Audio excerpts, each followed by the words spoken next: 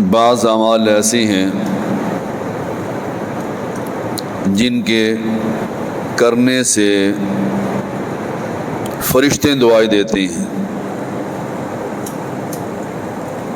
کچھ اعمال ایسے ہیں جن کے کرنے والا اللہ کو بڑا ہی محبوب ہے۔ ان اعمال کے کرنے کی وجہ سے اللہ اس بندے کو اپنے عرش کے سائے تلے جگہ دے گا، اور کچھ اعمال ایسے ہیں جن کے کرنے سے اللہ، فرشتے اور تمام لوگ لعنت کرتے ہیں۔ رب تعالی نے فرشتوں کو حکم دیا، وَإِذْ قُلْنَا لِلْمَلَائِكَةِ اسْجُدُوا لِآدَمَ فَسَجَدُوا إِلَّا إِبْلِيسَ،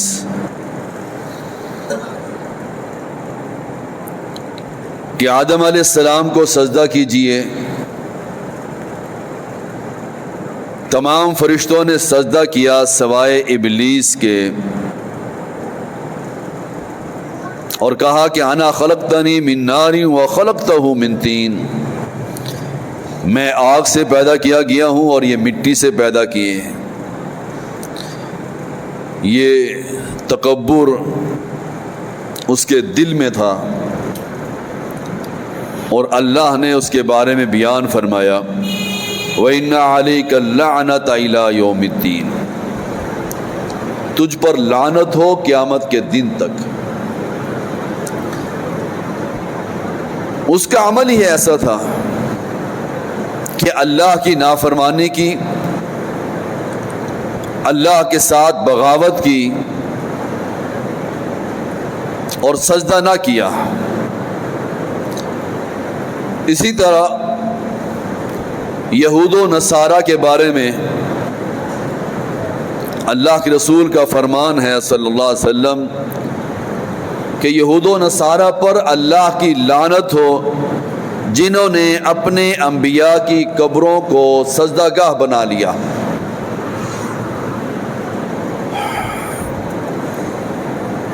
صرف یہود و نصارہ پر لعنت نہ ہو، جو لوگ بھی اپنے انبیاء کی، اپنے بڑوں کی قبروں کو سجدہ گاہ بناتے ہیں، ان پر بھی لعنت ہے۔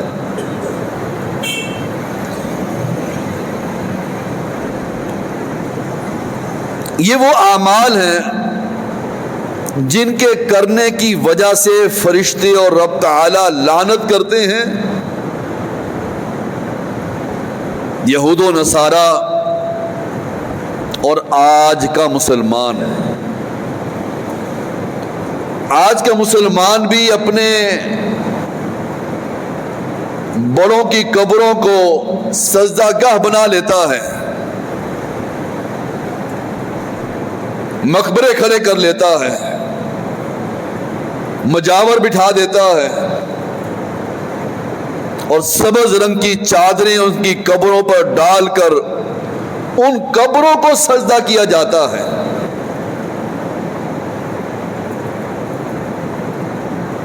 جس طریقے سے یہود و نصارہ نے اپنے انبیاء کی قبروں کو سجدہ گاہ بنایا تھا، آج کے مسلمان نے بھی اپنی ولیوں کو، اپنے پیروں کو، اپنے بڑوں کو، ان کی قبروں کو سجدہ گاہ بنا لیا۔ یہ لعنت برس رہی ہے آج بھی ان لوگوں پر جو قبروں کو سجدہ گاہ بنا لیتے ہیں۔ قبروں پر سجدہ کیا جاتا ہے، قبروں پر مسجدیں تیار کی جاتی ہیں، اور اس پیر کی قبر کے پاؤں کی طرف سجدہ کرتے ہیں، مانگتے ہیں، اور یہ عقیدہ رکھتی ہیں کہ یہ جانتے ہیں، یہ دینے والے ہیں، یہ سننے والے ہیں۔ آج بھی ایسے لوگوں پر لعنت ہے جو یہ فعل کرتے ہیں۔ اس شخص پر اللہ کی لعنت ہو جس نے غیر اللہ کے لیے جانور کو ذبح کیا۔ یہ ایک حقیقت ہے بھائیوں، اللہ نے ہمیں توحید کی سمجھ دی، ہم جتنا بھی اللہ کا شکریہ ادا کر سکتے ہیں پھر بھی کم ہے۔ اس محرم کے مہینے میں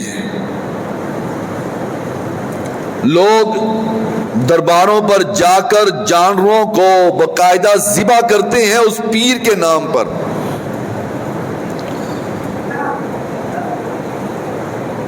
اس محرم کے مہینے میں لوگ قافلے لے کر آتے ہیں، اور یہ دنیا کھلی ہوئی کتاب ہے، جا کے دیکھ لیجئے، اپنے شہر کے دربار کو دیکھ لیجئے، اپنے پڑوس کے دربار کو دیکھ لیجئے، ملتان کے درباروں کو دیکھ لیجئے، لوگ باقاعدہ بسوں پر بکرے لے کر آتے ہیں اور اپنے پیر کے نام پر ذبح کرتے ہیں، اور حکم کیا ہے کہ اس شخص پر لعنت ہو جو غیر اللہ کے نام پر جانور کو ذبح کرتا ہے۔ کون ہوئے لعنتی؟ ہمیں فتویٰ لگانے کی ضرورت نہیں، ہماری آنکھیں کھلی ہیں، ہمارا دل جاگ رہا ہے۔ جو یہ فعل کرتی ہیں وہ لعنتی ہیں۔ کون درباروں کو سلام کرنے جاتا ہے قافلے کی صورت میں؟ نام نہاد مسلمان، نام نہاد مسلمان اس قافلے کی صورت میں اپنے بزرگوں کی قبروں پر جا کر سلام کرتے ہیں اور پھر جانور کو ذبح کر دیتے ہیں۔ ایسے شخص پر اللہ کی لعنت ہو۔ ان الذين يؤذون الله ورسوله لعنهم الله في الدنيا والآخرة۔ بے شک وہ لوگ جو اللہ اس کے رسول کو تکلیف پہنچاتے ہیں، ایذا پہنچاتے ہیں، اللہ کی ان پر لعنت ہو، دنیا میں بھی اور آخرت میں بھی۔ یہ قرآن اسی کی ایک صفت ہے، یہ فرقان ہے، فرق کر دینے والی کتاب ہے۔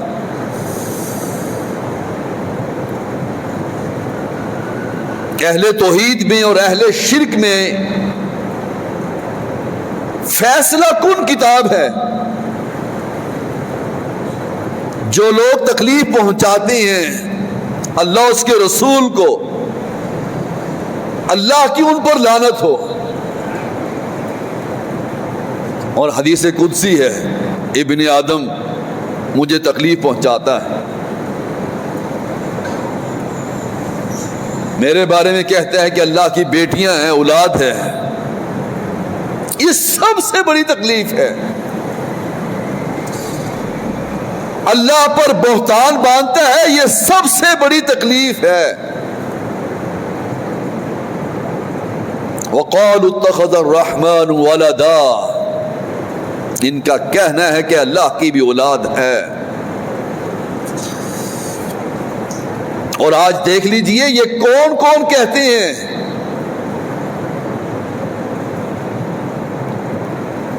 وقالت اليہود عزیر ابن اللہ وقالت النصارى مسیح ابن اللہ۔ یہودی کہتے ہیں عزیر اللہ کا بیٹا ہے، عیسائی کہتے ہیں کہ عیسیٰ علیہ السلام اللہ کا بیٹا ہے، اور آج کا مسلمان کہتے ہیں کہ محمد نور من نور اللہ صلی اللہ علیہ وسلم اللہ کے نور کا ٹکڑا ہے، مشکل کشا ہے، مختار کل ہیں، دستگیر ہیں، حاضی ناظر ہیں، اور یہ ساری صفتیں اللہ کی ہیں۔ اور اللہ کی صفت یہ نہیں کہ اللہ حاضر ہے، اللہ ناظر ضرور ہے، حاضر اپنے علم کے مطابق۔ اس کے علم نے ہر چیز کو احاطے کیا ہوا ہے، ایسے حاضر نہیں ہے، یہ صفت نہیں ہے اللہ کی۔ اللہ ناظر ہے اور حاضر ہے اپنے علم کے ساتھ۔ اب یہ ساری صفتیں اللہ کی ہیں، اور یہ ساری صفتیں کلمہ پڑھنے والا انسان کہتے ہیں محمد بھی ایسے ہیں صلی اللہ علیہ وسلم۔ لقد جئتم شیئا عدا، اس نے بہت بری بات اور بڑی بھاری چیز لے کر آیا۔ تکاد السماوات يتفطرن منه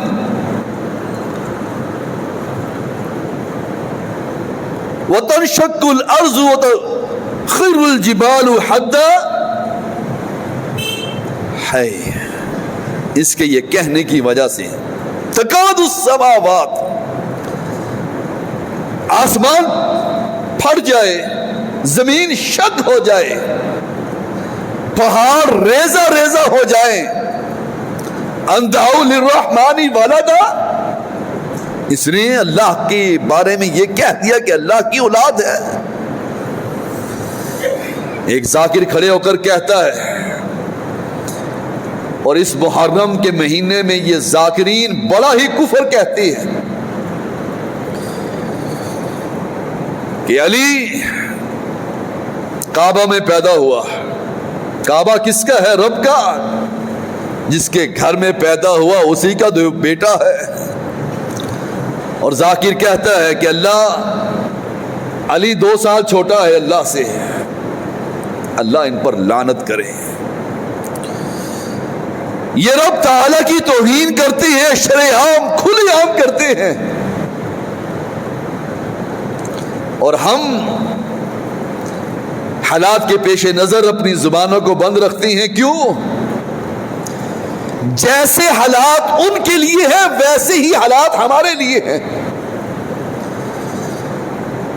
اگر وہ اللہ کے بارے میں ایسی توہین امیزہ بات کرتے ہیں، ہمیں بھی جرأت کرنی چاہیے، ہمیں بھی کہنے دیجئے کہ اللہ وحدہ لا شریک ہے، قل هو اللہ احد اللہ الصمد لم یلد ولم یولد ولم یکن له کفوا احد، اللہ ایک ہے، کوئی نہیں اس کا،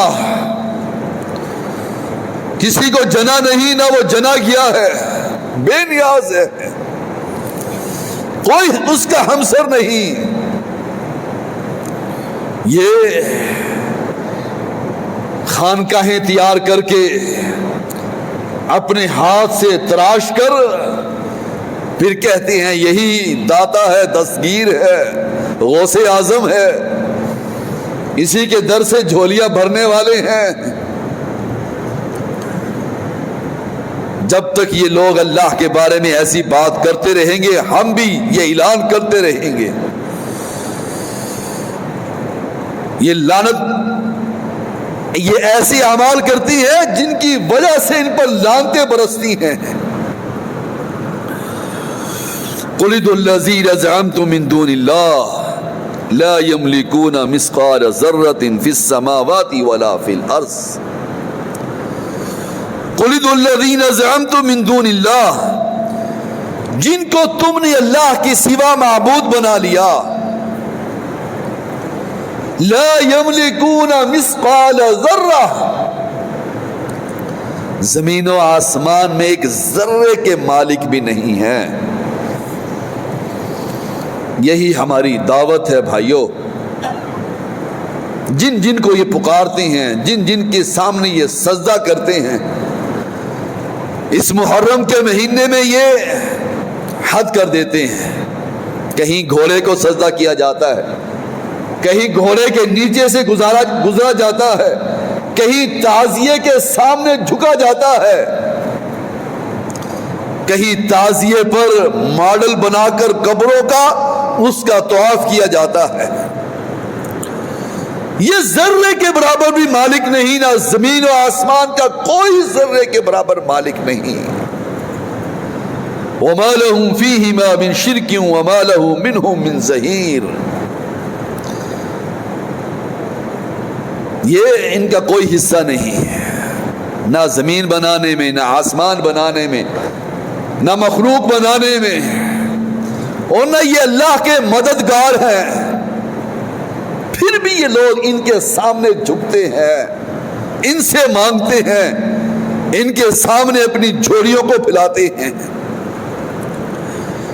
ان الذین یکتمون ما انزلنا من البینات والہدی من بعد ما بیناہ للناس فی الکتاب اولئک یلعنہم اللہ ویلعنہم اللاعنون۔ ان الذین یکتمون ما انزلنا، ہماری نازل کردہ دلائل اور ہدایت کو جو لوگ چھپاتے ہیں۔ کتنے لوگ ہیں بھائیوں، دکھ اور افسوس سے کہنا پڑتا، یہ مولوی اس کو سب پتا ہے کہ توحید کیا ہے اور شرک کیا ہے، سنت کیا ہے اور بدعت کیا ہے، سب علم ہے، پھر بھی یہ اللہ اس کے رسول کی باتوں کو چھپاتے ہیں، اللہ کی نازل کردہ دلائل اور ہدایت کو چھپاتے ہیں، اور جس چیز کو اللہ نے کتاب میں پہلے ہی نازل کر دی،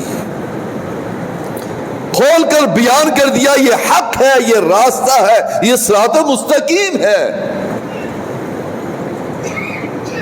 یہ لوگ چھپا لیتے ہیں، مسئلے کو بیان نہیں کرتے کہ ہمارے پیٹ کا مسئلہ ہے، ختم ہو، درود ہو، 40واں ہو، عرس ہو، برسی ہو، قبروں پر چادر چڑھانے کا مسئلہ ہو، جانور کا ذبح کرنے کا مسئلہ ہو، یہ بیان نہیں کرتے۔ حرمت علیکم المیتہ، قرآن کے لفظ ہیں، ان کو معلوم ہے یہ اللہ کی کتاب ہے، چھپا لیتے ہیں۔ اولئک یلعنہم اللہ ویلعنہم اللاعنون، اللہ کی لعنت ہے ایسے لوگوں پر، اور تمام لعنت کرنے والے لعنت کرتے ہیں۔ مسئلے کو بیان نہیں کیا جاتا۔ رسول اللہ صلی اللہ علیہ وسلم نے بیان فرمایا، جس شخص سے کوئی ایسا مسئلہ پوچھا جائے جس کو اس کو علم ہو اور وہ جان بوجھ کر چھپا لے، کل قیامت کے دن اس کے منہ میں آگ کی لگام ڈالی جائے گی۔ کس کو نہیں پتا، کس کو نہیں پتا کہ صحابہ کو گالیاں دینا بہت بڑا گناہ ہے، اللہ کی، فرشتوں کی اور تمام لوگوں کی لعنت ہے، کس کو نہیں پتا؟ یہ مولوی بیان نہیں کرتا۔ اس محرم کے مہینے میں وہ دوسرے مسئلے بیان کرتا ہے، دوسرے مسئلے پر توجہ دیتا ہے۔ صحابہ کی شان کو بیان کیوں نہیں کرتے؟ صحابہ کے مقام کو کیوں نہیں بیان کرتے؟ وہ صحابہ جن کے بارے میں اللہ کے رسول نے فرمایا صلی اللہ علیہ وسلم، اے ابو طلحہ میری جان تجھ پہ قربان ہے، تو نے اپنی جان آج مجھ پر قربان کی ہے، میری جان تجھ پہ قربان ہے۔ ہم اپنی خطبات میں، دروس میں صحابہ کی شان کو بیان کیوں نہیں کرتے؟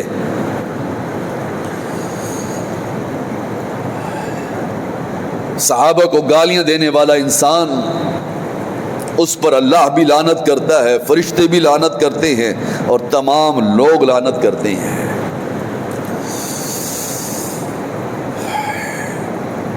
بھائیو، اپنے راستے کا تعین کیجیے۔ میں پھر کہتا ہوں کہ ہم بڑے خوش قسمت لوگ ہیں کہ اللہ نے ہمیں دین کی سمجھ دی ہے، حق کی سمجھ دی ہے، توحید کی سمجھ دی، سنت کی سمجھ دی، اٹھئے اپنے اکابرین کا، اپنے سلف صالحین کا دفاع کیجیے۔ یہ کون ہوتے ہیں ابو بکر کو گالیاں دینے والے رضی اللہ تعالی عنہ؟ یہ کون ہوتے ہیں عمر بن خطاب کو گالیاں دینے والے؟ اٹھائیے احادیث کو، ان کو بیان کیجئے۔ اس عمر کے بارے میں تو اللہ کے رسول نے فرمایا تھا، اے اللہ مجھے عمر بن خطاب دے دے، یا عمر بن حشام دے دے، یا عمر بن خطاب دے دے، جس کو تو زیادہ پسند کرتا ہے مجھے وہی دے دے۔ اللہ نے عمر بن خطاب اللہ نے اپنے نبی کو دے دیا، اور اللہ اپنے عمر بن خطاب کو زیادہ پسند کرتا تھا۔ وہ عمر